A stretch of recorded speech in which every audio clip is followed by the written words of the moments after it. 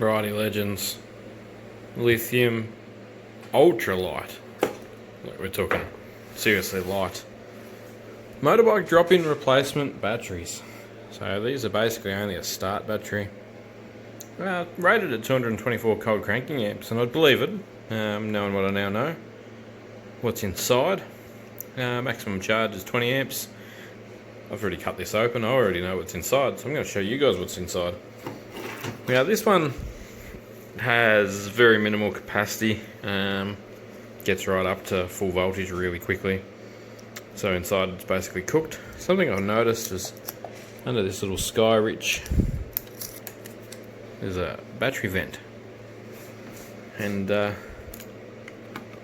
would have been quite necessary for this battery because it got really fat.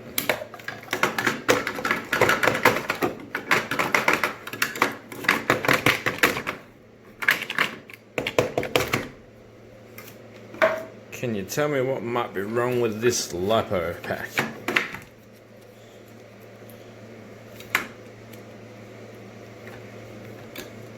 As you can see, she's blown up like a balloon and leaked electrolyte.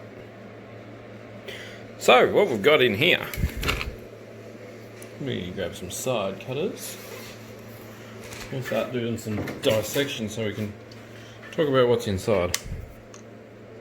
Okay, let's cut it off. By the way, if you're not subscribed, jump on the subscribe button, guys. I'm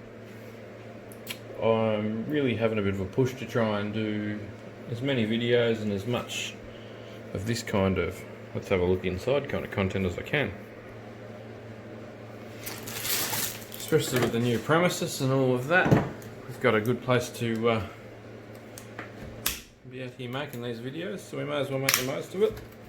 And the problem I've got with the YouTube gods is the YouTube gods. What happens with most of my video views is most people go looking to fix a problem, so they'll Google, how do I fix my diesel heater, etc. Or something wrong with my Milwaukee. You get the idea. And they are directed to my YouTube channel. They then watch a video, leave a comment, have a chat, and then they're out, they're gone, they don't come back. Because as soon as they've watched the video, they've solved the problem. They figured out what the problem was, they solved their problem, or move on to another video that solves their problem, one of the two, and that's it, they're gone. And I know a lot of people don't use the browse features on YouTube as well, but yeah. Anyway, back to what we're doing. Slight sidebar there. I'm just going to throw it in so people know what's going on. Right, so we've obviously got a BMS, which would just be a resistor bank, basically. It's got a build date on it, the 2014, 6th month, or 6th of the 3rd month. I'm not sure how the date code works there. So yeah, little BMS. So, being that these are pouch cells, I'm going to assume that they're lithium iron phosphate.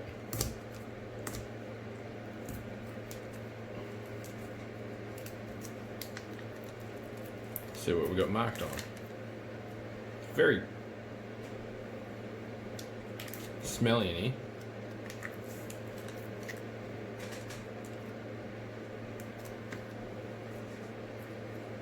Judging by the fact that it's a 4S battery, I'm pretty sure they are 3.2 or 3.6 or whatever volt cells.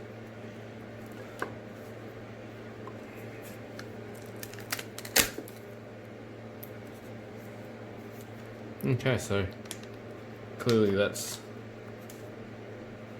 the worst one. That one's really puffed up.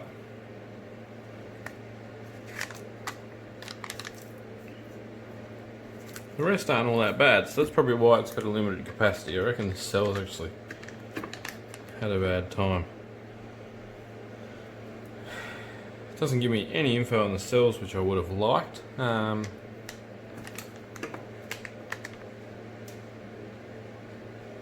the best way to tell what they are. Let's get the voltmeter involved in this situation.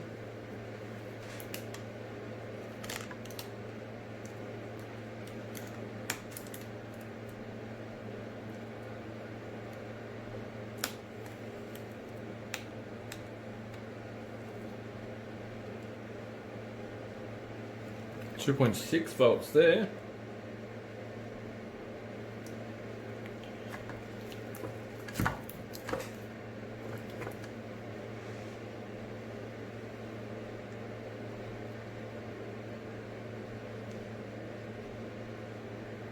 Yes, that's definitely the cell that's died. It's only got 2.6 volts in it, and it literally come off the charger just before. Let's go throw that in the to be recycled pile because it's disgusting. Let's wipe some of this. This electrolyte's like jelly, it's disgusting. Anyway.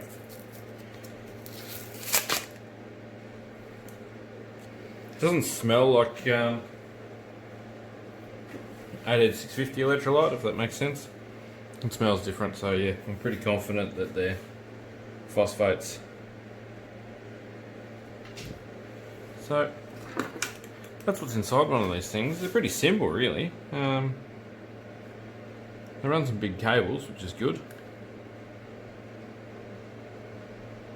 There's resistance in a line.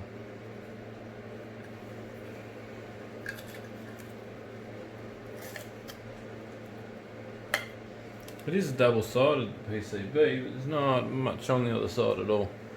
Just a few more little surface mount resistors and that. So yeah, there's not much in these. Probably not going to get much in the way of harvesting these for their cells.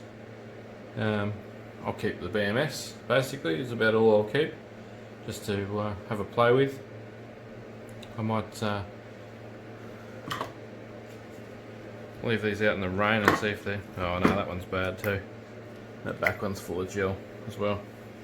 Alright, what we're going to do is we're going to cut the balance cables off. Sometimes you'll get a spark when you do this, just so you know. Like that. I'm going to keep that balance cable just because we know it plugs into this BMS. We may be able to use it for something in the future. Good chunky 10 gauge that they've used. I don't just go in my scrap wire bin. Otherwise, I can go back to the battery recycler. Plastic, the BMS will come off that. The rest of the plastic will go in the recycle bin.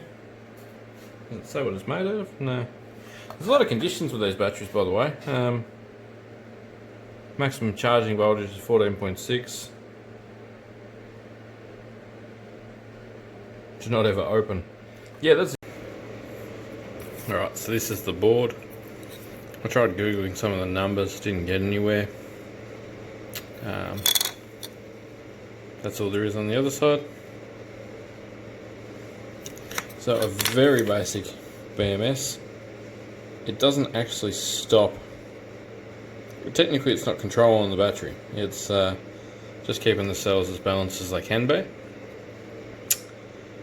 Via resistance when charging, I guess. It's really relying on the alternator of the motorbike to not let the voltage spike.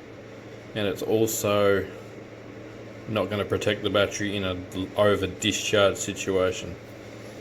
So it might keep the cells together via resistance in a fashion, but this is what I'd call not only a passive BMS, but like this is basically a resistor block BMS for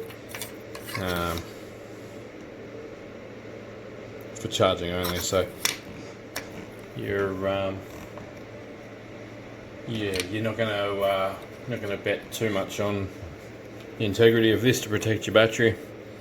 I'm not going to use this for anything. I might desolder the 4-pin plug there, but that is certainly not something I'm going to use on a battery bank.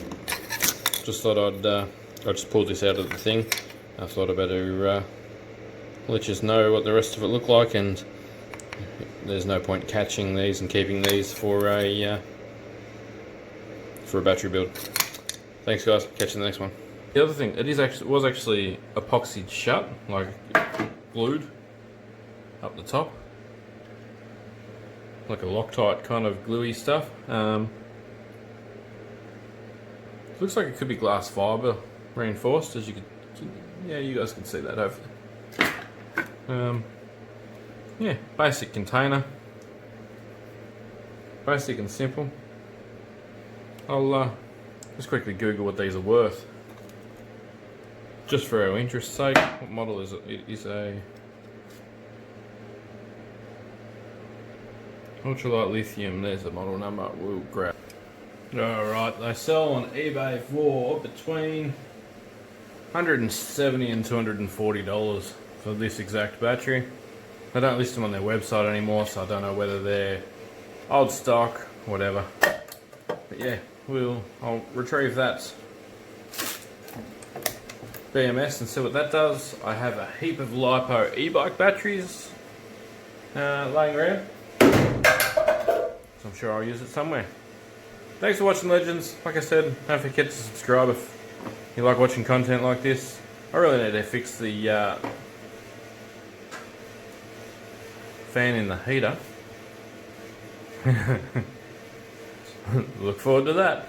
Catch us next time.